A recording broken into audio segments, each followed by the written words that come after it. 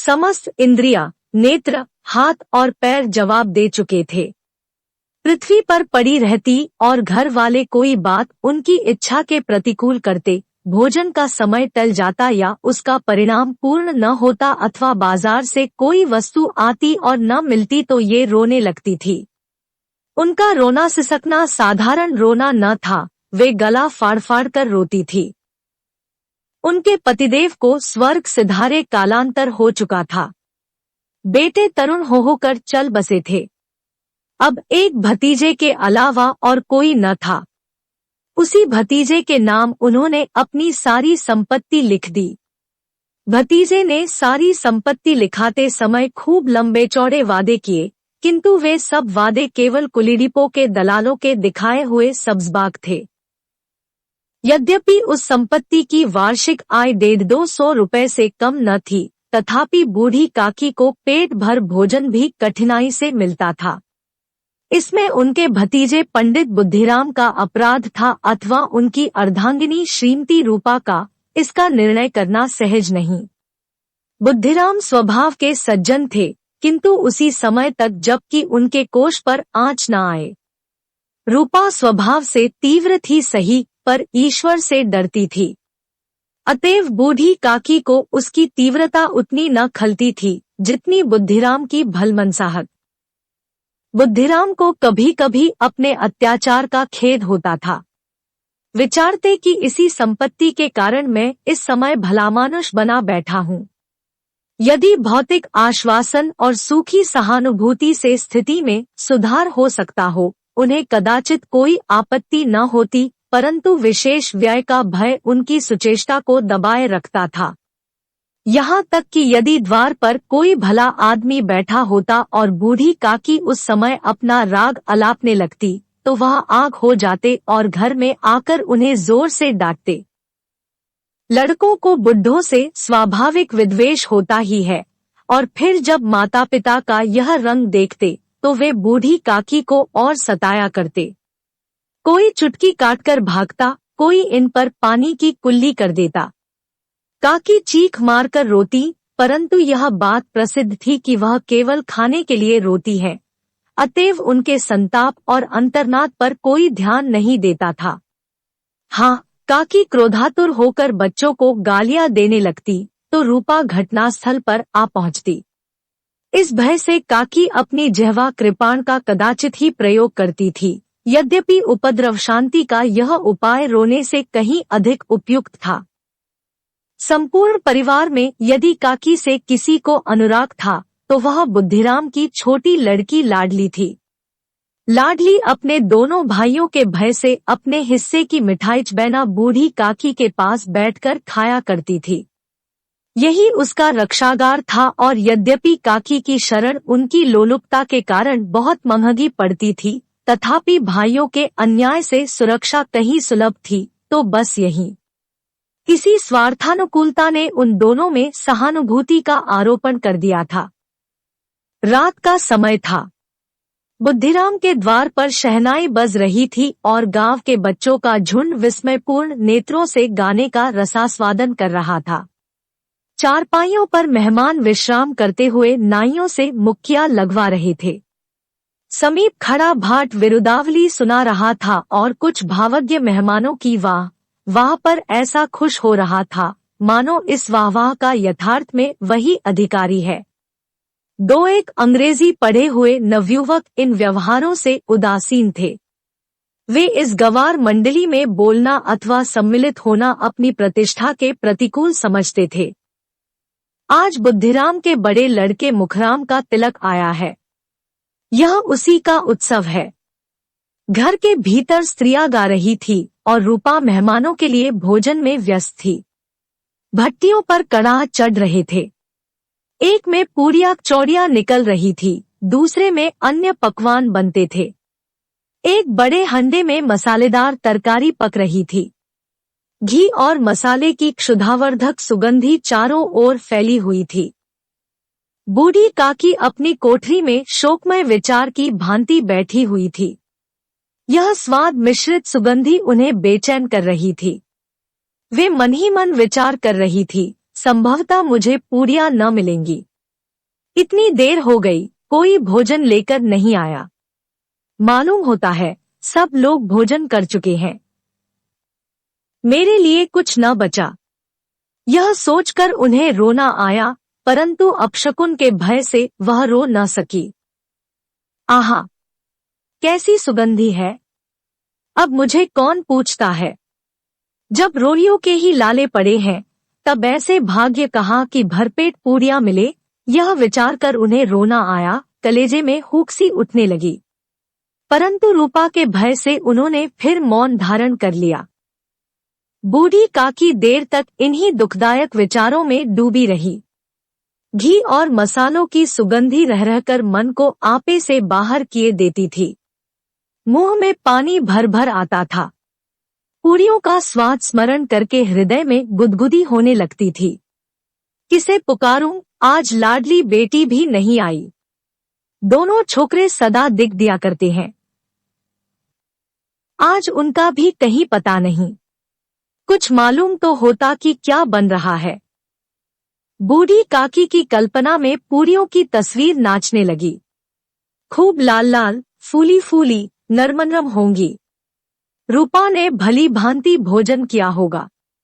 कचौड़ियों में अजवाइन और इलायची की महक आ रही होगी। एक पूरी मिलती तो जरा हाथ में लेकर देखती। क्यों न चलकर कड़ाह के सामने ही बैठूं। पूरियां छन छन कर तैयार होंगी। कड़ाह से गरम गरम निकालकर थाल में रखी जाती होंगी। फूल हम घर में भी सूंघ सकते हैं, परंतु वाटिका में कुछ और बात होती है। इस प्रकार निर्णय करके बूढ़ी काकी उकड़ू बैठकर हाथों के बल सरकती हुई बड़ी कठिनाई से चौखट से उतरी और धीरे धीरे रेंगती हुई कड़ाह के पास जा बैठी। यहाँ आने पर उन्हें उतना ही धैर्य हुआ जितना भूखे कुत्ते को खाने वाले के सम्मुख बैठने में होता है। रूपा उस समय कार्यभार से उद्विग्न हो रही थी। कभी इस कोठे में जाती, कभी उस कोठे में, कभी कड़ाह के पास जाती, कभी भंडार में जाती। किसी ने बाहर से आकर कहा, महाराज ठंडई मांग रहे हैं, ठंडई देने लगी।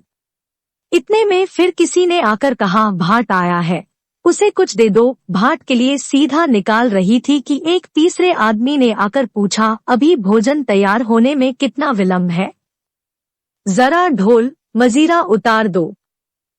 बेचारी अकेली स्त्री दौड़ते दौड़ते व्याकुल हो रही थी, झुंझलाती थी, कुढ़ती थी, परंतु क्रोध प्रकट करने का अवसर न पाती थी। भय होता कहीं पड़ोसने यह न कहने लगे कि इतने में उबल पड़ी। प्यास से स्वयं कंठ सूख रहा था। गर्मी के मारे फूंकी जाती थी, परंतु इतना अवकाश न था कि जरा पानी पी ले अथवा पंखा लेकर झले। यह भी खटका था कि जरा आंख हटी और चीजों की लूट मची। इस अवस्था में उसने बूढ़ी काकी को कड़ाह के पास बैठी देखा तो जल गई। क्रोध न रोक सका। इसका भी ध्यान न रहा कि पड़ोसने बैठी हुई है, मन में क्या कहेंगी। पुरुषों में लोग सुनेंगे तो क्या कहेंगे। जिस प्रकार मेंढक केंचुए पर झपटता है, उसी प्रकार वह बूढ़ी काकी पर झपटी और उन्हें दोनों हाथों से झटक कर बोली, ऐसे पेट में आग लगे, पेट है या भाड़। कोठरी में बैठते हुए क्या दम घुटता था। अभी मेहमानों ने नहीं खाया, भगवान को भोग नहीं लगा, तब तक धैर्य न हो सका। आकर छाती पर सवार हो गई। जल जाए ऐसी जीभ। दिन भर खाती न होती तो जाने किसकी हांडी में मुंह डालती। गांव देखेगा तो कहेगा कि बुढ़िया भरपेट खाने को नहीं पाती, तभी तो इस तरह मुंह बाए फिरती है। डायन न मरे न मांचा छोड़े, नाम बेचने पर लगी है। नाक कटवा कर दम लेगी। इतनी ठूंसती है, न जाने कहाँ भस्म हो जाता है। भला चाहती हो तो जाकर कोठरी में बैठो, जब घर के लोग खाने लगेंगे तब तुम्हें भी मिलेगा। तुम कोई देवी नहीं हो कि चाहे किसी के मुंह में पानी न जाए, परंतु तुम्हारी पूजा पहले ही हो जाए। बूढ़ी काकी ने सिर उठाया, न रोई न बोली, चुपचाप रेंगती हुई अपनी कोठरी में चली गई। आवाज ऐसी कठोर थी कि हृदय और मस्तिष्क की संपूर्ण शक्तियां संपूर्ण विचार और संपूर्ण भार उसी ओर आकर्षित हो गए थे। नदी में जब कगार का कोई वृहद खंड कटकर गिरता है तो आसपास का जल समूह चारों ओर से उसी स्थान को पूरा करने के लिए दौड़ता है। भोजन तैयार हो गया है। आंगन में पत्तलें पड़ गई, मेहमान खाने लगे। स्त्रियों ने जेवनार गीत गाना आरंभ कर दिया। मेहमानों के नाई और सेवकगण भी उसी मंडली के साथ किंतु कुछ हटकर भोजन करने बैठे थे, परंतु सभ्यतानुसार जब तक सबके सब खा न चुके कोई उठ नहीं सकता था।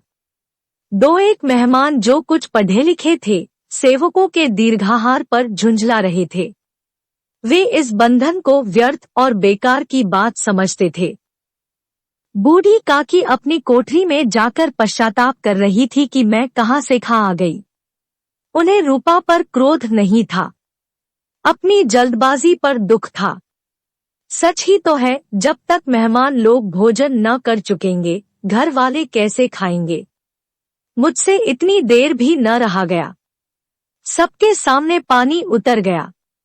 अब जब तक कोई बुलाने नहीं आएगा न जाऊंगी। मन ही मन इस प्रकार का विचार कर वह बुलाने की प्रतीक्षा करने लगी, परंतु घी की रुचिकर सुवास बड़ी धैर्य परीक्षक प्रतीत हो रही थी। उन्हें एक एक पल एक एक युग के समान मालूम होता था। अब पत्तल बिछ गई होगी, अब मेहमान आ गए होंगे, लोग हाथ पैर धो रहे हैं, नाई पानी दे रहा है, मालूम होता है लोग खाने बैठ गए, जेवनार गाया जा रहा है। यह विचार कर वह मन को बहलाने के लिए लेट गई।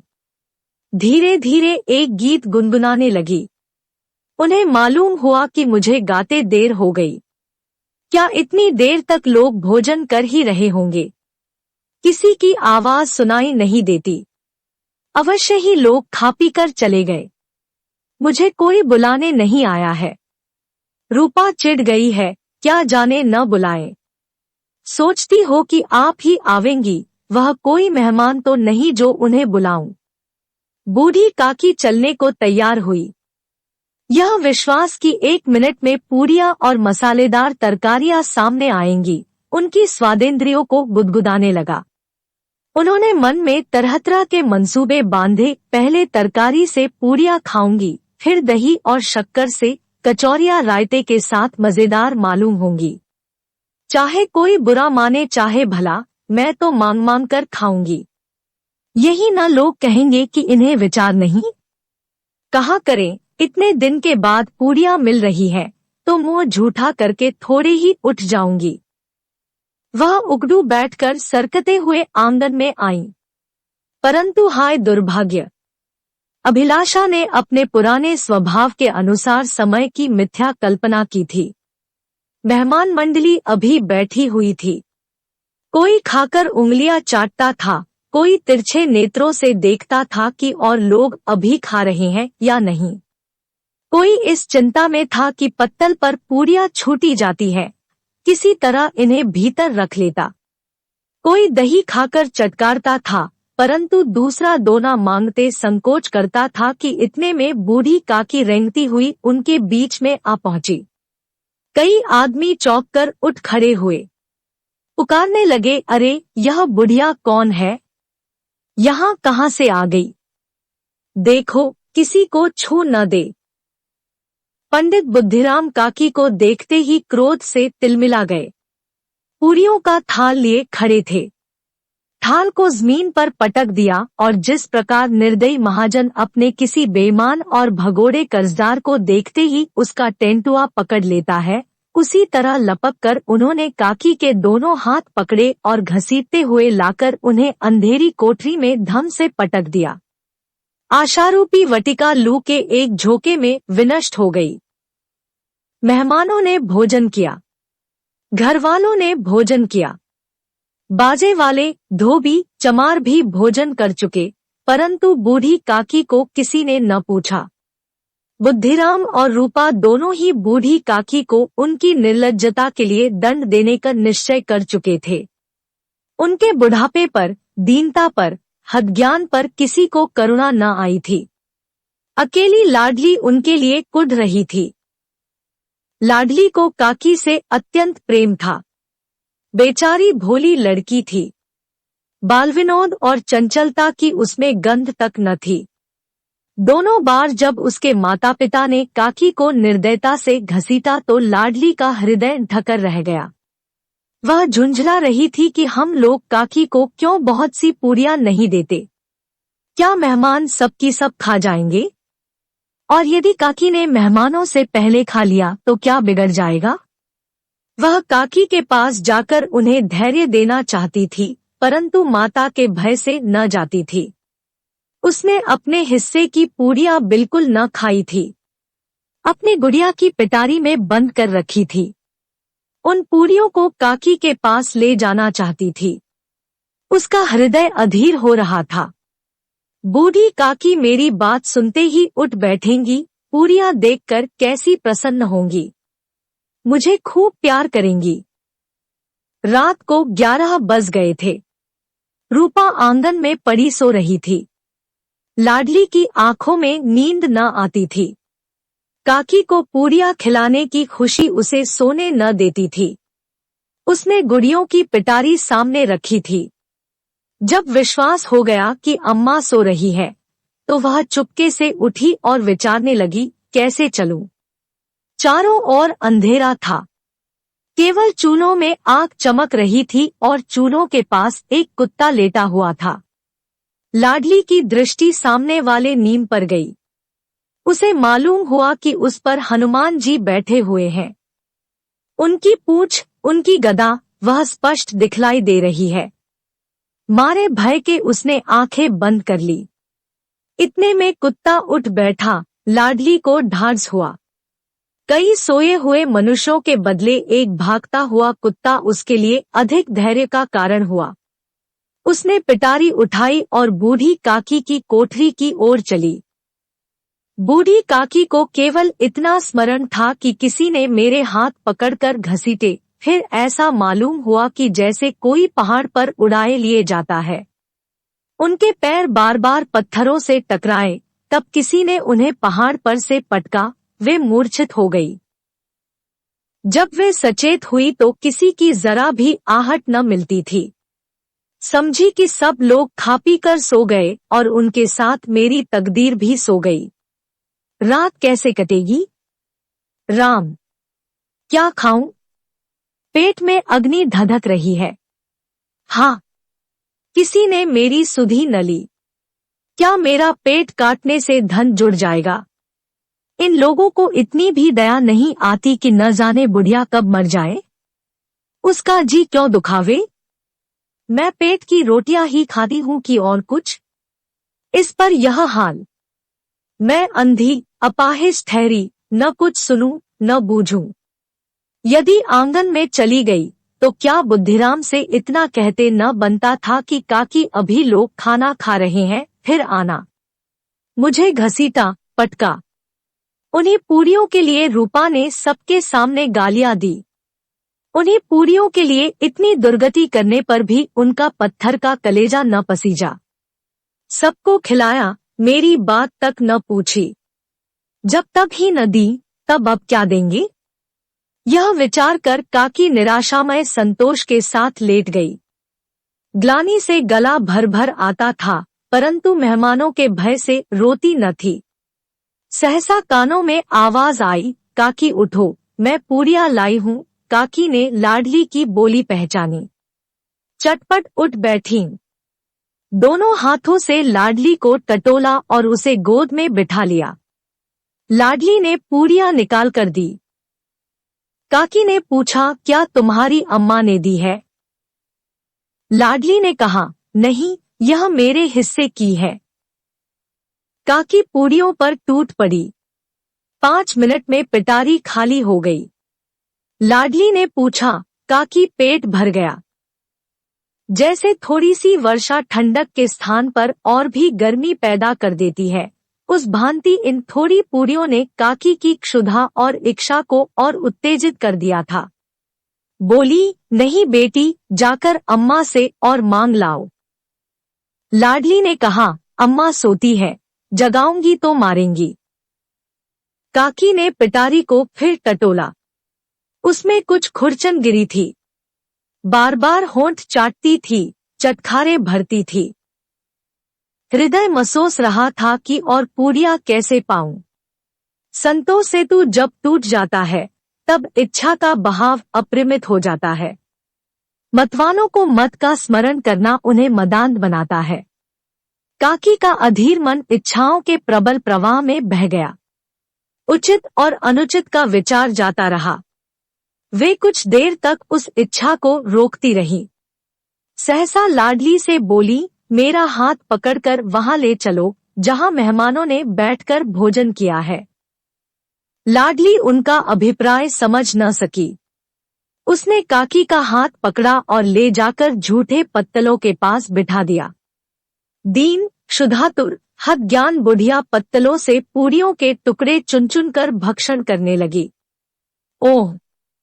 दही कितना स्वादिष्ट था, कचौड़ियाँ कितनी सलोनी, खस्ता कितने सुकोमल। काकी बुद्धिहीन होते हुए भी इतना जानती थी कि मैं वह काम कर रही हूँ जो मुझे कदापि न करना चाहिए। मैं दूसरों की झूठी पत्तल चाट रही हूँ। परंतु बुढ़ापा तृष्णा रोग का अंतिम समय है, जब संपूर्ण इच्छाएं एक ही केंद्र पर आ लगती है। बूढ़ी काकी में यह केंद्र उनकी स्वादेंद्रिय थी। ठीक उसी समय रूपा की आंख खुली। उसे मालूम हुआ कि लाडली मेरे पास नहीं है। वह चौंकी, चारपाई के इधर उधर ताकने लगी कि कहीं नीचे तो नहीं गिर पड़ी। उसे वहां न पाकर वह उठी तो क्या देखती है कि लाडली जूठे पत्तलों के पास चुपचाप खड़ी है और बूढ़ी काकी पत्तलों पर से पूरियों के टुकड़े उठा उठा कर खा रही है। रूपा का हृदय सन्न हो गया।